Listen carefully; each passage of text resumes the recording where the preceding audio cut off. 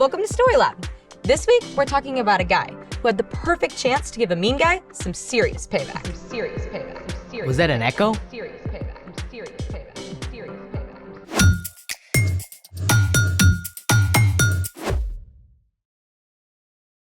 Hey, I'm Skylar. And I'm Sanjay. This month, we're talking about how we can trust God to help us do what's best. Whoa! What you got there? My uncle just visited this incredible cave. It's crazy, just look. Mammoth Cave in Kentucky. It's the longest cave system in the world, with more than 400 miles of passage. That's farther than driving all the way from Mammoth Cave to Atlanta, Georgia. And then I clicked on this link here. There's a Sundong Cave in Vietnam. It's the largest cave in the world. It's so big that trees grow inside parts of it. Cave trees. Plus, the Waitomo glowworm caves in New Zealand. So those lights are Glowworms. Thousands of bright blue glowworms. pretty impressive. But you should know that I, too, know a little something about caves. Really? Care to test it? Let's play it! Welcome to You Don't Know a Cave from a Hole in the Ground. Long name for a game show, Kind of aggressive too. right? First question is to Skylar.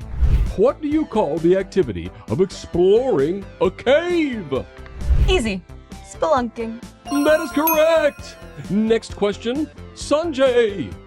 Are these formations stalactites or stalagmites? Well, a stalagmite has a G in it, which reminds us that it grows up from the ground. But a stalactite has a C in it, as in ceiling. That's where they hang from, so stalactite? That is also correct. Now, it's time for the lighting round. Don't you mean lightning round? Oh, I get it. Lighting round.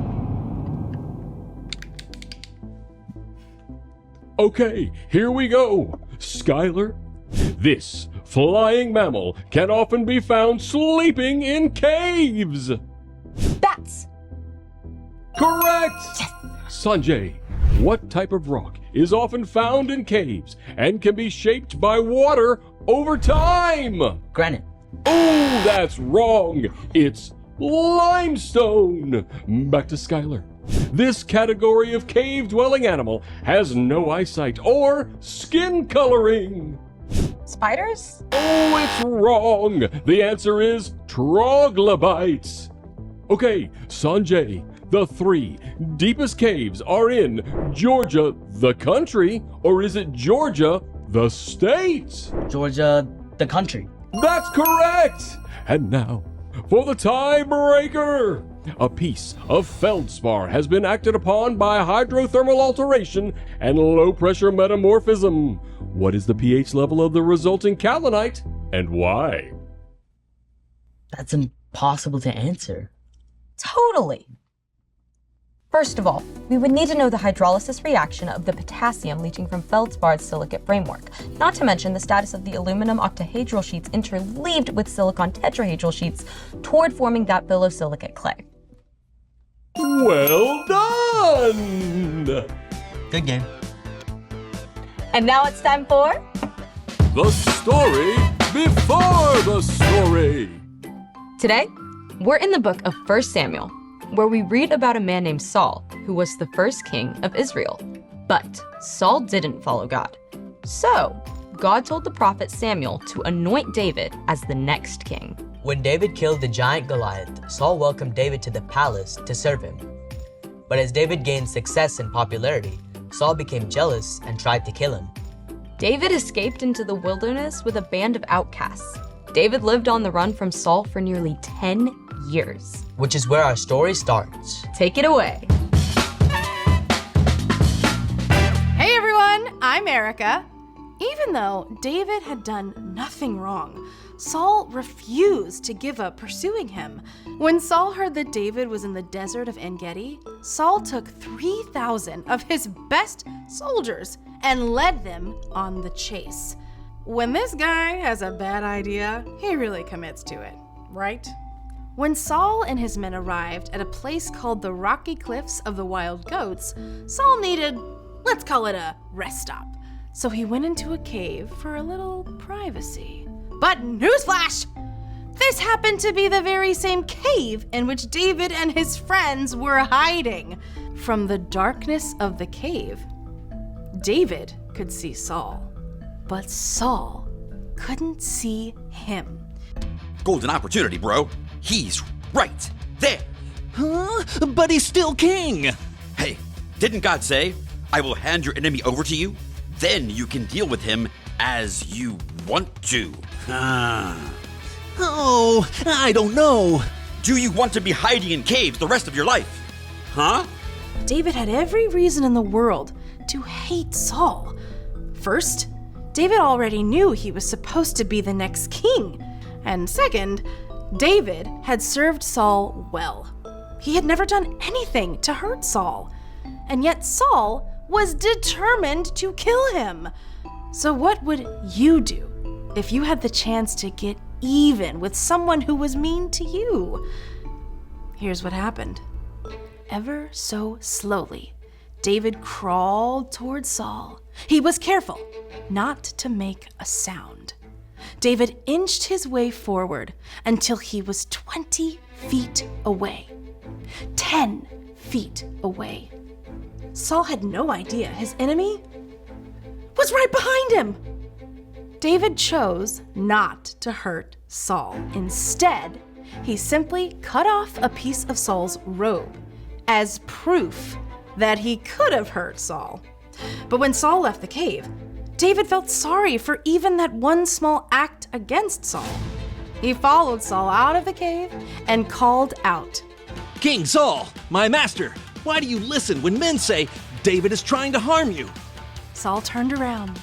He must have been completely shocked. Look at this piece of your robe. I cut off the corner, but I didn't kill you. Who do you think you're chasing? I'm no one important. May the Lord be our judge. May he decide between us and stand up for me.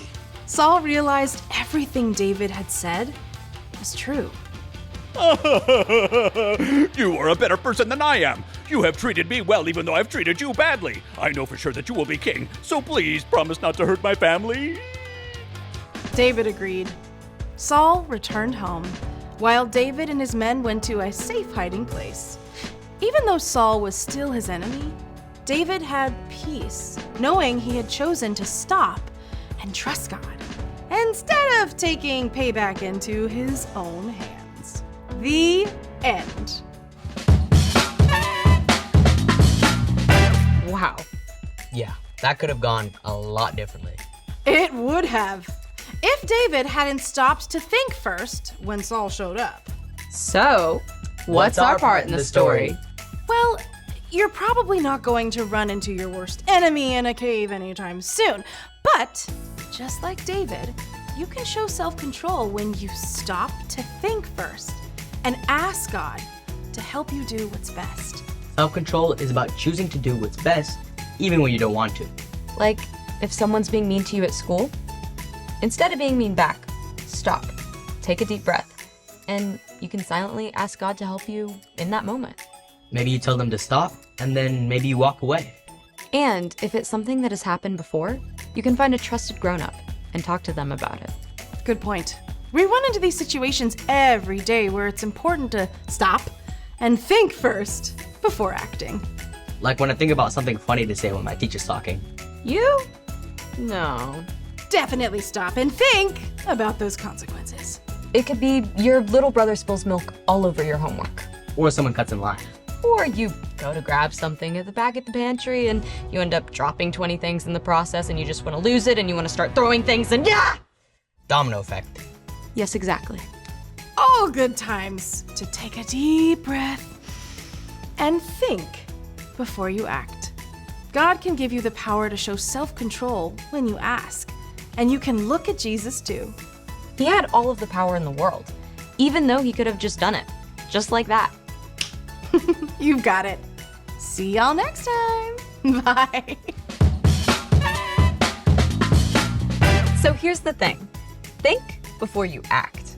I think I'm gonna check out some more awesome caves. But first, some cave snacks. Rock candy.